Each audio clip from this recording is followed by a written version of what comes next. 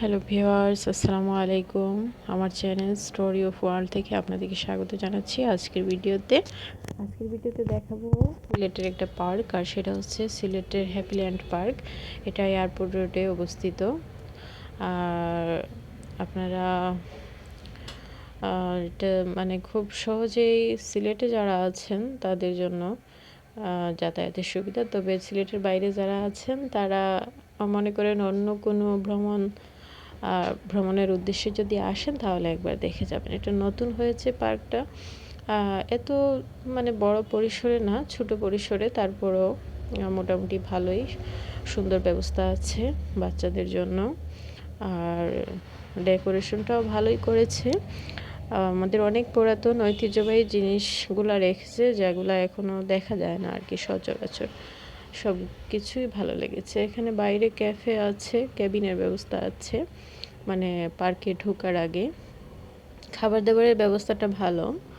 সাধারণত দেখা যায় আমরা কোনো পার্কে গেলে খাবারের ব্যবস্থাটা ভালো থাকে না, বাইরে এসে খেতে হয় বা ছোটোখাটো স্ন্যাক্স থাকে।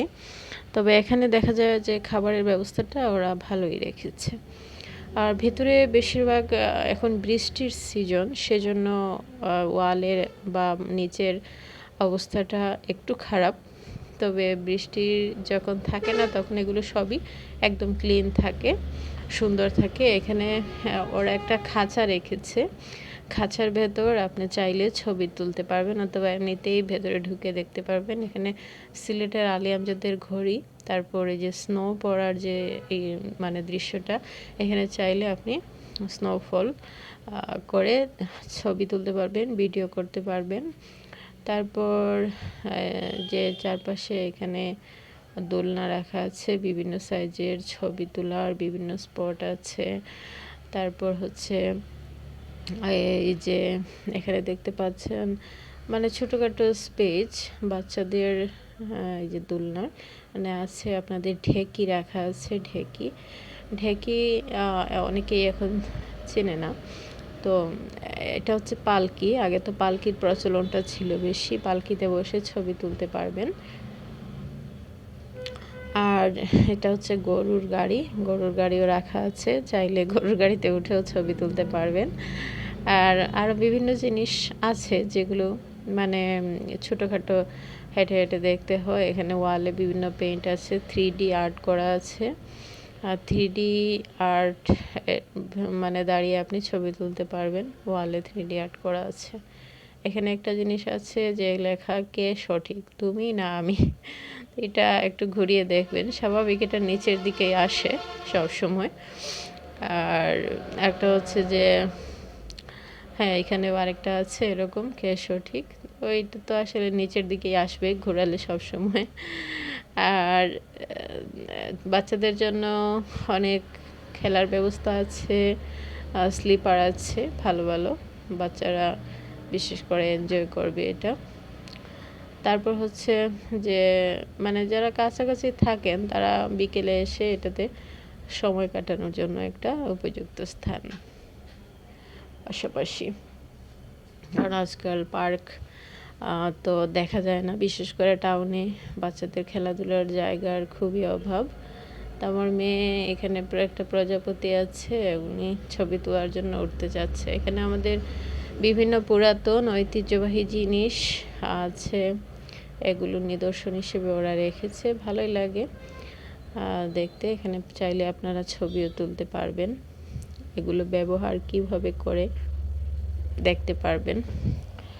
তারপর স্লিপার রাখা আছে, স্লিপার ব্যবহার করতে বাচ্চারা এখানে অনেক এনজয় করবে। তো আমরা যখন গিয়েছিলাম একটু পর বৃষ্টি চলে আসছিল। বৃষ্টির মধ্যে আসলে অনেক দর্শনার্থীরা চলে গিয়েছে। আর সামনের যে খাবারের ক্যাফে প্লাস কেবিনে অনেকে খেলার যে রুমটা আছে সেখানেও ঢুকে গেছে। এখানে মানে দর্শনার্থী একটু কম। এখানে ঝর্ণা আছে একটা ছোট, ভালোই লাগে দেখতে রাতের বেলা লাইটিং করার পর। আর এখানে বিভিন্ন মানে ছবি তোলার বিভিন্ন জিনিস রাখা আছে, প্রজাপতি, চাইলে এখানে উঠে ছবি তুলতে পারবেন, ভিডিও করতে পারবেন, এরকম বিভিন্ন জিনিস ছোটোখাটো পরিসরে ওরা মোটামুটি ভালোই সাজিয়েছে, খারাপ নয়। এনে মিনি ট্রেন আছে, মানে দর্শনার্থীরা চলে গিয়েছিল তো, রাত প্রায় 9টা বেজে গিয়েছিল। তো বৃষ্টির কারণে মানে এখানে রাইডগুলো চড়তে পারছিল না, ভিজে গেছে। রাইড বেশি নেই এখানে, 2 থেকে 3টা রাইড আছে, আর আরেকটা রুমে বাচ্চাদের আর স্লিপার খেলনা এগুলো রাখা আছে, বাচ্চারা এনজয় করতে পারবে।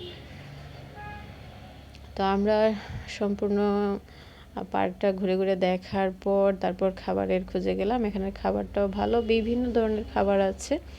তো আমরা এখানে রুমালি রুটি এবং হান্ডি বিফ অর্ডার দিয়েছিলাম। হান্ডি বিফটা অনেক ভালো, রুমালি রুটিটাও দারুণ হয়েছিল। আশা করি ভিউয়ার্স আপনারা একবার ঘুরে আসবেন, ভালো লাগবে ওদের খাবারের আয়োজনগুলো। আসসালামু আলাইকুম।